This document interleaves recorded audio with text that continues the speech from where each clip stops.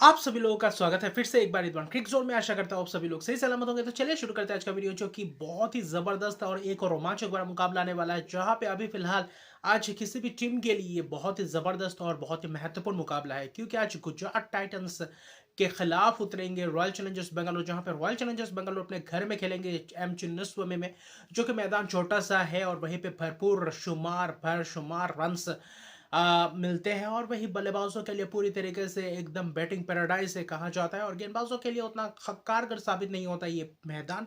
और इस साल भी अगर आप देखें तो गेंदबाजों की पूरी तरीके से पिटाई हुई है, जबकि बल्लेबाजों के लिए बहुत सारे रन्स होते हुए दिखाई दिए। ऐसा नहीं कि गेंदबाज विकेट्स नहीं चटका पाए, लेकिन विकेट्स चटका रहे, लेकिन रन्स भी बहुत बड़े बड़े रन्स हो रहे हैं। और अभी फिलहाल वापसी कर चुके अपने घर पे रॉयल चैलेंजर्स बेंगलुरु। तो देखना लायक ये बात होगा कि क्या रॉयल चैलेंजर्स बेंगलुरु इस मुकाबले में कुछ अलग ही पैंतरा आजमाएगी या फिर नहीं, क्योंकि जब आमने सामने हुए थे गुजरात टाइटंस और रॉयल चैलेंजर्स बेंगलुरु, वो जो पिछला एनकाउंटर हुआ था बहुत ही दर्दनाक हार मिल रहा था गुजरात टाइटंस को, जहां पे 200 रन्स के टारगेट को भी आसानी से चेस कर गए थे, जहां पे विल जैक्स की वो शतकीय पारी, जो विल जैक्स इस सीजन उतना खास प्रदर्शन नहीं कर पा रहे थे जब भी मौका मिल रहा था, लेकिन उस मुकाबले में सभी को आड़े हाथों लिया। मोहित शर्मा और खासतौर पे रशीद खान को जो जबरदस्त प्रहार किया, उस प्रहार ने आखिरी एक रन चाहिए था जीत के लिए, वापस शतकीय पारी के लिए छक्का लगाकर मैच में भी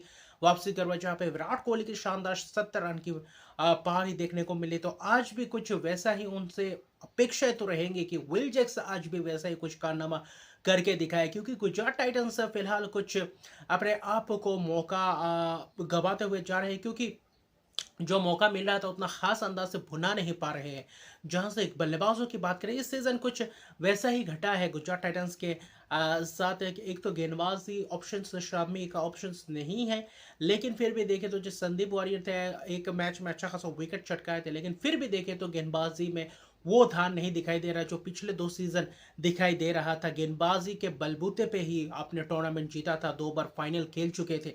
और इस साल बल्लेबाजी भी कुछ हल्का फुल्का लग रहा है, क्योंकि शुभमन गिल कप्तान होने के बाद उतना खास प्रदर्शन आया नहीं। हालांकि थोड़े बहुत रन्स आए, 2-3 मैचेस में अच्छा खासा रन्स बने, लेकिन कंसिस्टेंसी दिखाई नहीं दिया, और वही प्रेशर मुझे लगता है उनको पूरी तरीके से परफॉर्मेंस में भी डिफर कर गया। और वही दूसरी तरफ अगर आप देखें तो शानदार माहौल बना हुआ होगा रॉयल चैलेंजर्स बेंगलुरु के लिए, जहां पे पिछला कुछ मैचेस जीत के आई हुई है, कुछ लंबे बड़ी जीत अर्जित करके भी आई हुई है। और खासतौर पर गुजरात टाइटंस को जो उनके ही घर पे जाकर पटकनी दी थी, आज उनको मौका है गुजरात टाइटंस को कि आज रॉयल चैलेंजर्स बेंगलुरु के घर पे आके कुछ ऐसा प्रदर्शन करने के। लेकिन रॉयल चैलेंजर्स बेंगलुरु जो मुझे पहले जो बीच मिडिल ऑफ द सीजन जब टूर्नामेंट चला हुआ था, वहाँ पे जो 5-4-5-6 मैच चले गए थे, तब मैंने बोला था कि रॉयल चैलेंजर्स बेंगलुरु क्या क्या ये कारनामा कर सकती है, जहाँ पे आप सभी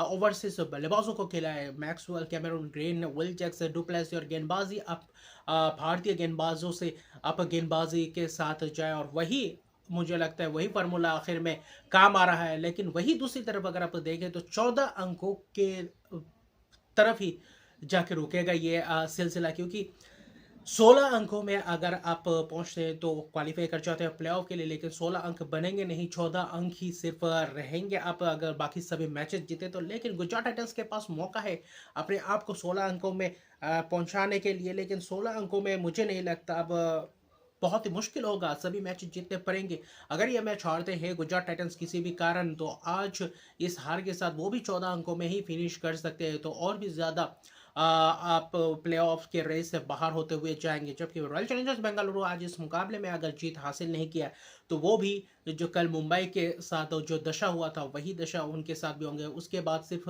आप 12 ही मैक्सिमम पॉइंट में पहुंच सकते, तो इसलिए 14 अंकों में भी आप फिलहाल रन रेट के हिसाब से भी थोड़ा बहुत एज मिल सकता है। तो वही आपको करने के लिए कंसिस्टेंसी रखना पड़ेगा और जीत लगातार जीतना पड़ेगा, वरना बहुत ही मुश्किलात से मुश्किलात होता हुआ जाएगा ये मुकाबला।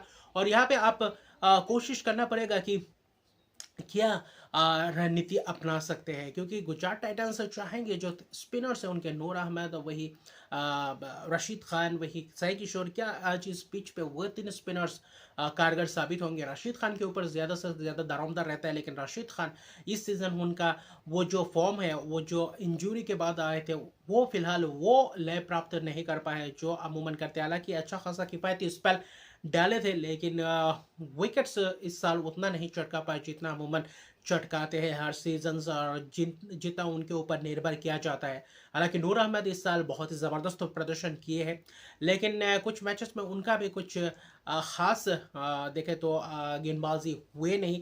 थोड़े बहुत किए, लेकिन उनको उनके ऊपर भी थोड़े बहुत प्रहार हुआ, और जो समझ सकते हैं कि यहाँ पे आपके ऊपर T20 फॉर्मेट है और इस सीज़न हालांकि 200 प्लस रन बहुत सारे बनते हुए जा रहे हैं, तो यहाँ पे आप ये देखने लायक बात होगा कि आप यहाँ पे ऐसे मैचेस पे बहुत सारे मुश्किलात का सामना करना पड़ सकता है, क्योंकि आप एज ए गेंदबाज जो छोटे से मैदान है, यहाँ पे रन्स बेशुमार बनते हैं, और जहाँ पे आपको आपके ऊपर प्रहार होते हैं, और स्पिनर्स कहे या तेज गेंदबाज कहे, उनके ऊपर भी ऑप्शंस नहीं है। अजमतुल्लाह उमर जाई गुजरात टाइटंस के पास एक ऑप्शन है, मुझे लगता है जोशुआ लिटिल को आप खिलवा सकते हैं, आपने खिलवाया नहीं, ये मुझे लगता है थोड़ा बहुत समझ से परे लगा। जोशुआ लिटिल का मौका बन सकता था अगर आप गुजरात टाइटंस के समय, क्योंकि पिछले साल भी अच्छा खासा प्रदर्शन किया था जोशुआ लिटिल ने, तो आज इस सीजन क्यों आपने उनको बैठा कर रखा है। स्पेंसर जॉनसन को मौका दिया, लेकिन जोशुआ लिटिल को आपने मौका बिल्कुल भी नहीं दिया, जबकि डेविड मिलर, केन विलियमसन हालांकि एक आध मैचेस खेले, उसके बाद पूरी तरीके से पूरा सीजन बैठे हुए निकल गए,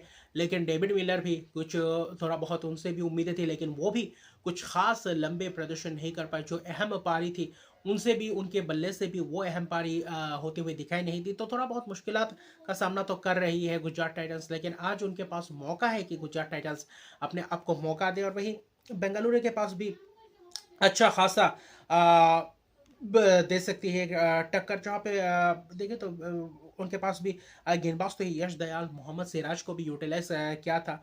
वही करण शर्मा और स्वप्निल सिंह का अच्छा इंक्लूशन, वो दो स्पिनर्स आकर बीच में और शुरुआत में भी अच्छा खासा झटका विकेट चटका के देते हैं, जो अच्छा खासा साबित होता है, और यही चाहिए था रॉयल चैलेंजर्स बेंगलुरु को सीजन से पहले ही।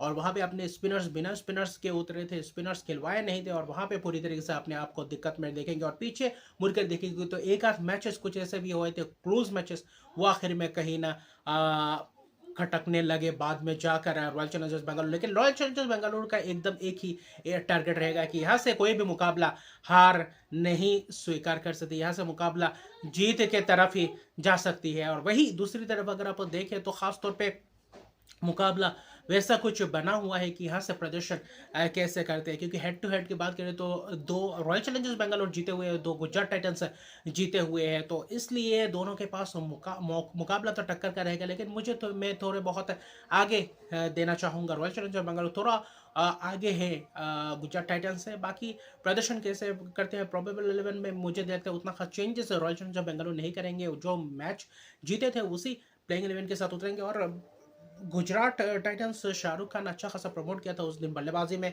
और फिर वही दूसरी तरफ अगर आप देखें तो साई किशोर ने भी अच्छा खासा प्रदर्शन किया था, तो अच्छा खासा उनसे भी थोड़ी बहुत उम्मीद रहेगी कि कंसिस्टेंसी बरकरार रखें।